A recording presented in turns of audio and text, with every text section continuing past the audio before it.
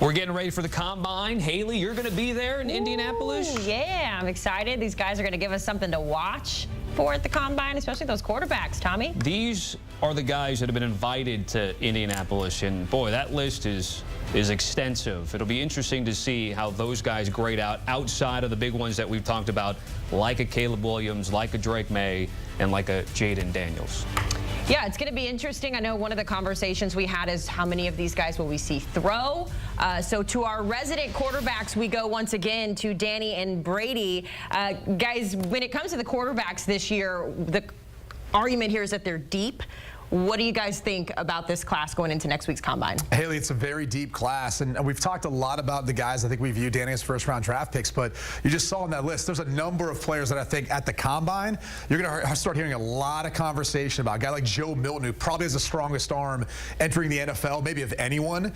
Spencer Rattler was one of the top high school prospects coming out. You know, his path necessarily didn't lead him to be a first-round drafted quarterback, or prospect, I should say.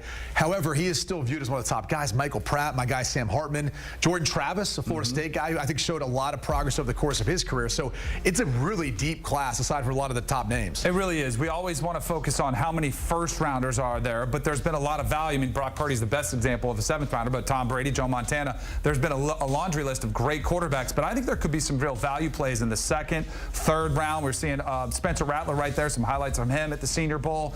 You mentioned Joe Milton. I think he's got the body type that's going to blow people away, similar to what Anthony Richardson did last year when he showed up at the Combine. It was like, where did this guy come from? And I like Michael Pratt a lot at Tulane, so we'll see where these guys end up going. And for a lot of players, like a Jordan Travis, it's about the medicals. They want to get you in to see where you are health-wise coming off that nasty injury he suffered in North Florida. Probably biggest for Michael Penix, given his injury history at Indiana and Washington more than anyone else. But I think we both agree, Caleb Williams is my top prospect in this draft class. I think he's solidified himself as the #1 prospect. And one of the reasons that I love Caleb Williams is something that he does, and everyone compares him to Patrick Mahomes, I think for this reason. You hear the word arm talent. Well, there's going to be a few examples I'm going to provide you of what exactly that means, okay? It's the ability in particular to articulate his arm to make whatever throw he needs to make. As we step back and look, Danny, what do defenses try to do? They try to flush right-handed quarterbacks always to their left. Why? It's typically harder for them to align their body and their shoulders to make throws downfield. That's not the case for Caleb Williams. Look at this. He doesn't even get his lower half of his body addressing to the throw. It's really just a turn of his torso and his hips to then fling the football. You see another example here as we move forward. Yeah, I don't think I've ever seen a quarterback roll to his left and throw with as much velocity and accuracy as Caleb Williams, ever. Like, he throws that well right there. Yes, he has both levels. He can throw any type of throw that you need necessary. And the last one is, as we move on to the third play, you know, again, we talk about arm talent, the ability just at the flick of the wrist. This is one where you're going to be moving to your left because of the rush, and he throws back across his body the other direction downfield on a dime. The receiver catches it and is able to run with the football to make the big gain.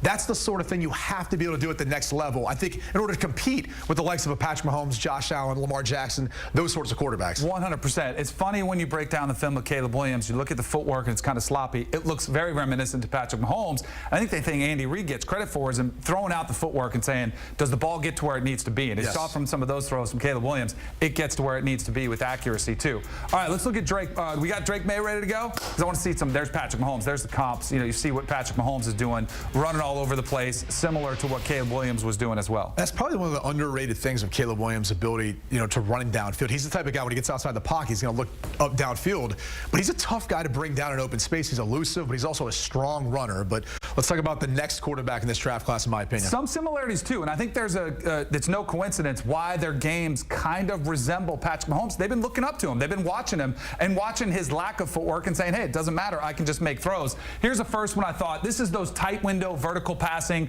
You know, you run 4 verticals up the field. You got to be able to layer it in there and put it on the money. Beautiful throw up the middle of the field. There's a similar throw throwing off balance. You're under pressure. There was a blitz coming. He felt it, moved slightly to the right. And then I love how you showed, there's another one. See, the pressure's coming. He knows he's got a man unblocked, buys the time, feathers it down there. Beautiful throw, caught in stride. Now, I do want you to see this one because, you know, Caleb Williams throws really well when he's running to his left with his right hand, but does he throw with his left? as well as Drake May does. That, to me, is the Patrick Mahomes effect. Like, that creativity to even consider throwing the ball with your left hand, just a little bit of improv from Drake May that I really like. No doubt about it. I think it's one of the reasons why a lot of people look at this quarterback draft class. And even if they have Caleb Williams at 1, they're like, Drake May's like right behind him. And obviously Jaden Daniels, who won a Heisman this year, is part of that conversation. One of the quarterbacks, though, that's continually risen up the draft boards is J.J. McCarthy, the quarterback from Michigan, obviously leading his team to a national championship and had a phenomenal college career. I think the one thing people are still questioning is whether or not he showcased enough during his time at Michigan. Now, the one thing he showcased, in my opinion, is look at some of these tight window throws. Danny, we know better than anything else. You have to be able to push the football down the field. Look at these windows he's throwing the ball into. And when he rips it, he gets back, he's decisive, he knows where to go with the football, he's a good decision maker, he's got the arm strength, all those things, but it's the ability to fit footballs in tight windows like you have to do at the next level. Watch this one. Rips it over in between two defenders. That was against Ohio State's best competition that you get. The thing that's hurting him is the success of the system he's in. Like, he's got a great offensive line, he's got great running game, but that throw is big time right there from JJ. The other thing is, too, this is a team that's really run the football incredibly well. He hasn't had to necessarily dominate games.